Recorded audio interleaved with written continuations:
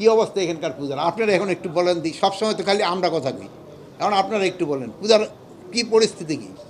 আমাদের তো সার্বিকভাবে স্যার ভালো আছে সব কিছু এই পর্যন্ত। তো আমরা এইটাও কিন্তু মিডিয়ায় দিবেন যে সার্বিকভাবে ভালো আছে, এটা আপনারা আবার দিবেন না, খালি ওই যে উনি এরপরে যে সেন্টেন্সটা করবে ওইটা দিবেন। এটা আপনি রিপিট করলে আপনার মুখ দিয়ে দেবেন। না না, আপনার মুখটা দিবেন। যে জিনিসটা স্যার একটা আমরা এখানে সোশ্যাল মিডিয়ায় কিছু উস্কানিমূলক কিছু পোস্ট আছে, যে জন্য আমরা অতি সম্প্রতি দেখলাম যে বাদশালীতে একটা লোকনাথ মন্দির নাকি একটা বিষয় নিয়ে একটা উস্কানি, এবং পরে পুলিশ সেখানে গেছে, প্রতিনিধি গেছে, বিষয়টা সত্যি। কিন্তু আমাদের প্রশ্ন হলো এই ধরনের পোস্ট দেশের বিভিন্ন জায়গায় যেখানে হবে সেগুলোকে চিহ্নিত করে আপনারা যদি কোনো ব্যবস্থা না নেন দৃশ্যমান, আমরা এখনো কোনো দৃশ্যমান ব্যবস্থা দেখিনি, দৃশ্যমান ব্যবস্থা না দিলে এগুলো চলতেই থাকবে।